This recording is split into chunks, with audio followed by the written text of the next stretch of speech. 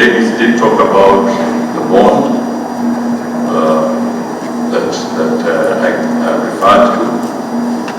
We are talking both with the Treasury and other players so that we can get to the stage where we can also harness the resources of our diaspora more meaningfully, more positively. And I gave the example that if, for instance, we wanted to have some very critical infrastructure, I gave the example some time back of the Kenyatta airport as an example. If we package it well,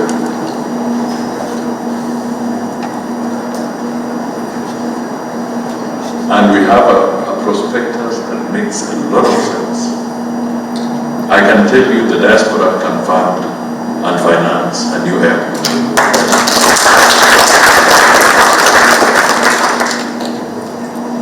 If we want to continue being the key artery into the corridor, that is the 300 million people plus population of the East African community, we can work out and the diaspora can do a proper dual carriageway, some sections tolled so that there is a return, and you can have a dual carriageway all the way to the Uganda border in Mudavadi and be able to open up the economies of that region and give more impetus to it. So there's a lot of potential. And that is why I told Rosalie that even if I've come from my safari, I think I will still come so that we can have this conversation, because we have been having a lot of conversations in our society that seem to take away the fundamental issues that we need to talk to, and we sometimes get immersed in trivialities. So today, let this be a moment when we can look at very solid issues and reflect on them and see what we can do together, working with the diaspora.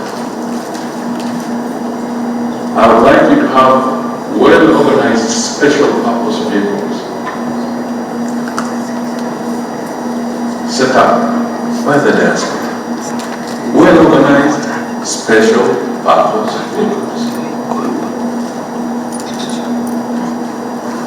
If we are talking of PPPs, public-private partnerships, it would be so good if within the diaspora framework there are special purpose vehicles that can have a significant impact and partnership in some of these programs, so that our effort is not just scattered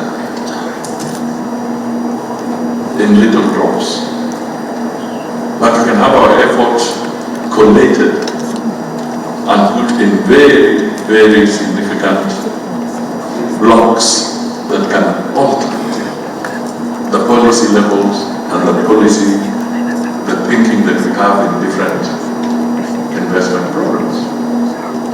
Why should we, in the Ministry of Trade or in the Ministry of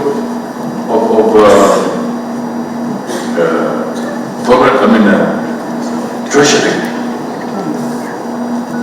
why should we gazette a special economic zone for our partners from Asia or from Europe, and we cannot gazette a special economic zone for our diaspora?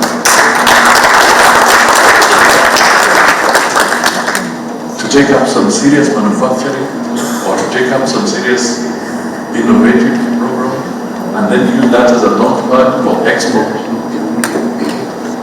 All these things can be done. It's only a question of us really pulling together.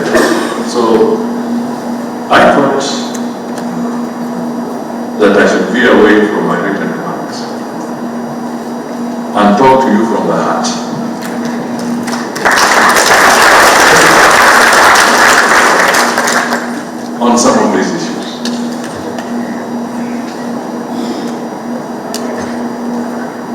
It could be politics.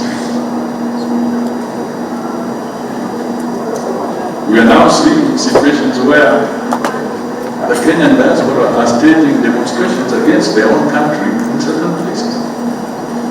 Rightly, wrongly so, but it's their right. But we are seeing this.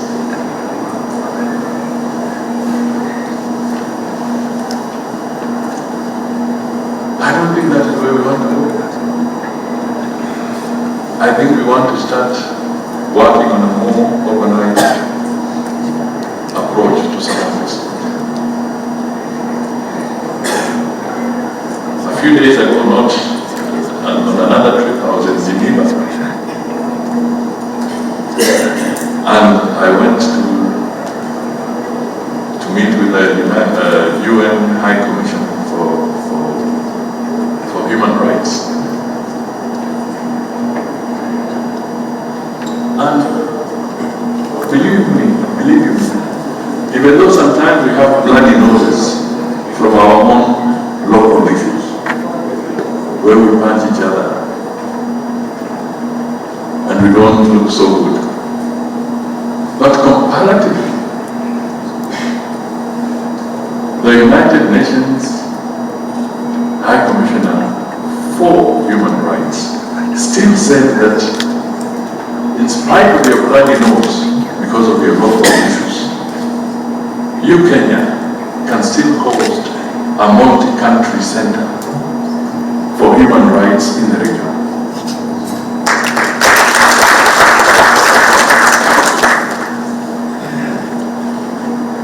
Why do I bring this out? I bring this out because in Kenya, you are the media hub. In the entire region, there is nobody, no other sister state that has got the kind of media hub that you have, where people can speak freely.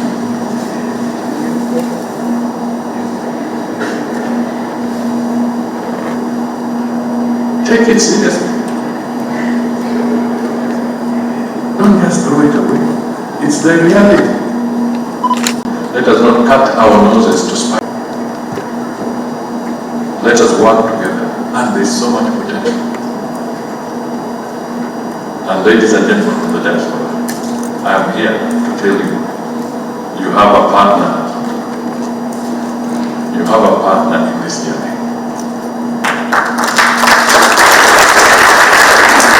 We, as a Ministry of Foreign Affairs, are going to work with you, so that the very clear and noble objectives of our Kenyans in different parts of the country will be recognized. When I went to Australia, I went to Brisbane, and I met some of the good Kenyans there.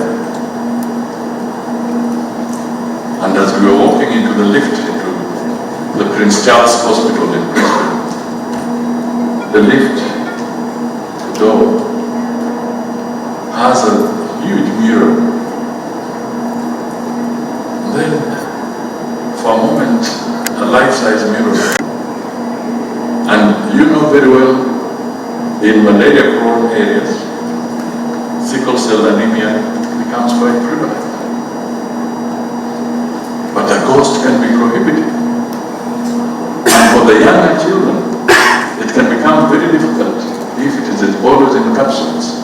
So they are also finding a way of converting this into medicine that can be palatable for even the infant.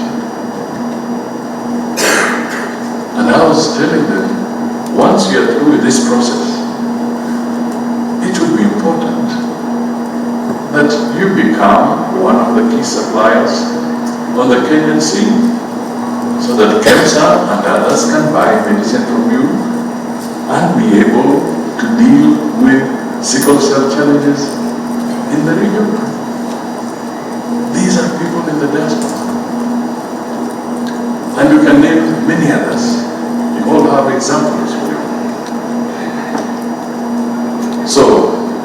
let us now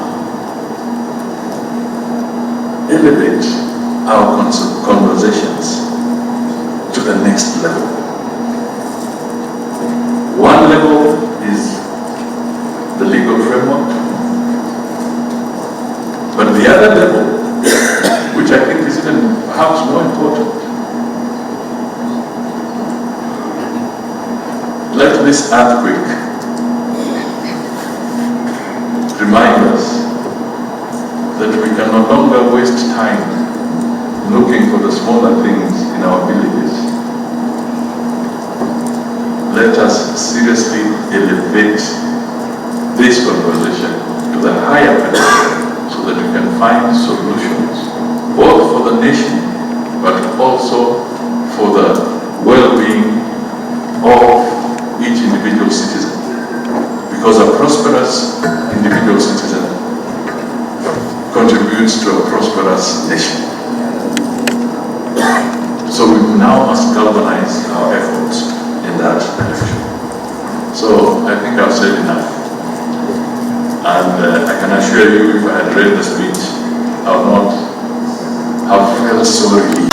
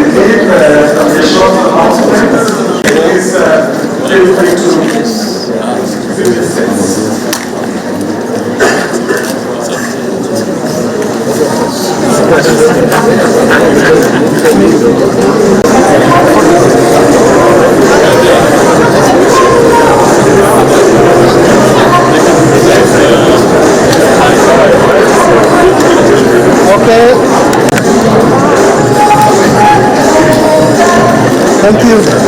Okay, proszę.